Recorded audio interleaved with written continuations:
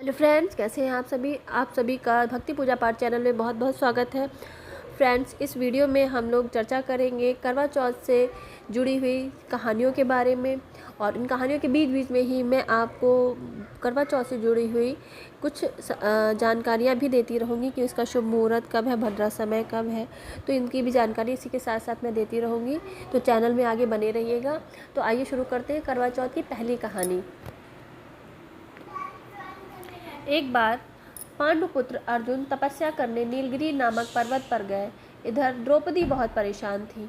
उनकी कोई खबर न मिलने पर उन्होंने कृष्ण भगवान का ध्यान किया और अपनी चिंता व्यक्त की। कृष्ण भगवान ने कहा, बहना, इस तरह का प्रश्न एक बार माता पार्वती जी ने शंकर जी से किया था। तब शंकर जी ने माता पार्वती को करवा चौथ का व्रत बतलाया। इस व्रत को करने से स्त्रियां अपने सुहाग की रक्षा हर आने वाले संकट से वैसे ही कर सकती हैं जैसे एक ब्राह्मण ने की थी।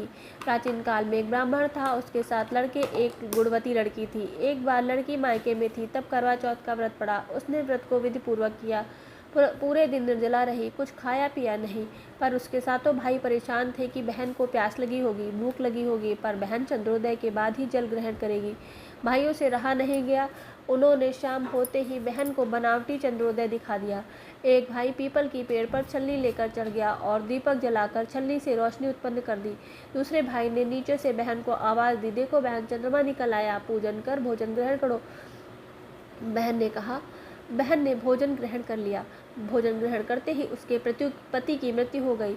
अब वह दुखी हो विलाप करने लगी। तभी वहां से रानी इंद्राणी निकल रही थी। उनसे उसका दुख न देखा गया। ब्राह्मण कन्या ने उसके पैर पकड़ लिए और अपने दुख का कारण पूछा। तब इंद्राणी ने बताया, तूने बिना चंद्र दर्शन किए करवा चौथ का व्रत तोड़ दिया, इसलिए यह कष्ट मिला। अब तू वर्ष भर चौथ माता का व्रत नियम पूर्वक करना, तो तेरा पति जीवित हो जाएगा।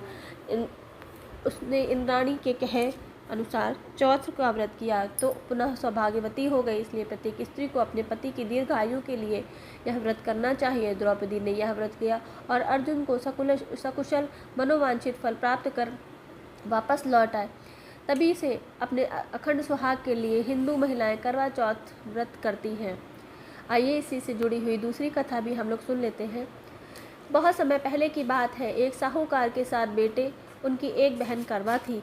सभी सातों भाई अपनी बहन से बहुत प्यार करते थे, यहाँ तक कि वे पहले उसे खाना खिलाते, बाद में स्वयं खाना खाते। एक बार उनकी बहन ससुराल से मायके आई हुई थी। शाम को भाई जब अपना व्यापार व्यवसाय बंद करके घर आए तो देखा उनकी बहन बहुत व्याकुल थी। सभी भाई खाना खाने बैठे और अपनी बहन से भी खाना खाने का आग्रह करने लगे। तभी बहन ने बताया कि आज उसका करवा चौथ का निर्जला व्रत है और वह सिर्फ चंद्रमा को देखकर ही, अर्घ देकर ही खाना खाएगी।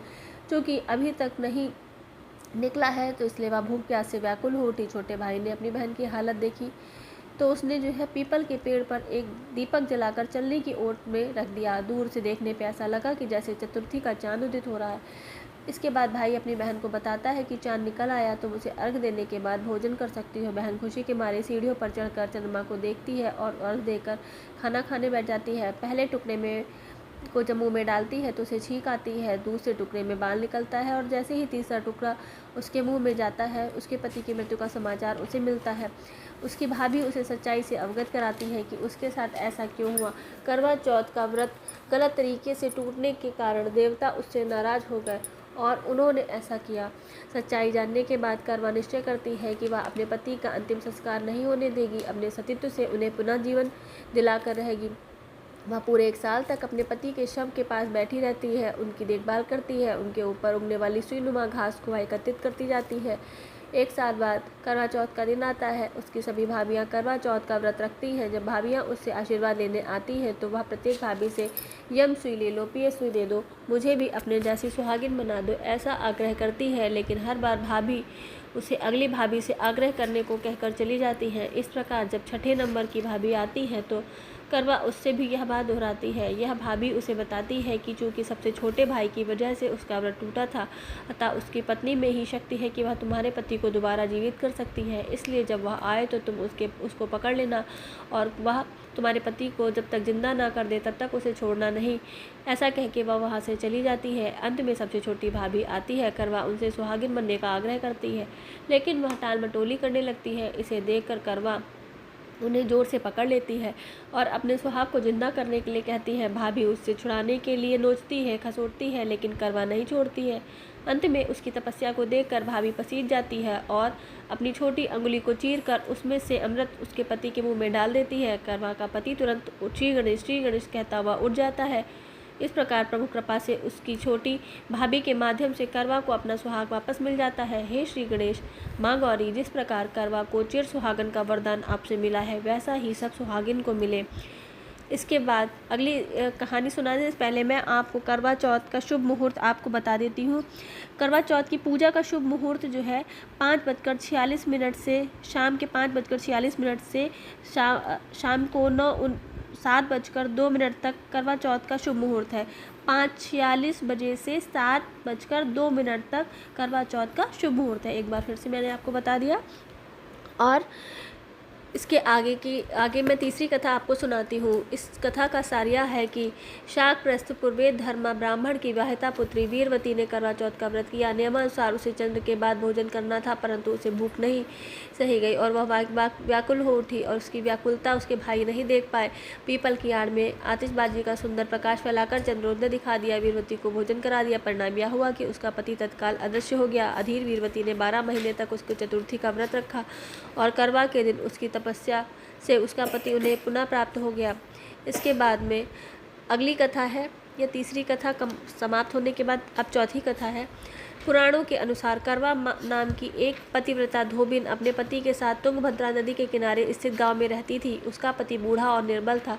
एक दिन जब वह नदी के किनारे कपड़े धो रहा था, तभी अचानक एक मगर वहां आया और धोबी के पैर अपने दांतों में दबाकर यमलोक की ओर ले जाने लगा।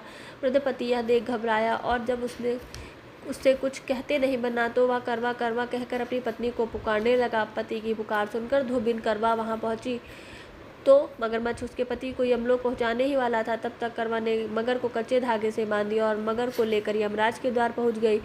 उसने यमराज से अपने पति की रक्षा करने की गुहार लगाई और साथ ही यह भी कहा कि मगर को उसके इस कार्य के लिए कठिन से कठिन दंड देने का आग्रह किया और बोली, हे भगवान, मगरमच्छ ने मेरे पति के पैर पकड़ लिए हैं। आप मगरमच्छ को इस अपराध के लिए दंड स्वरूप नरक भेज दें।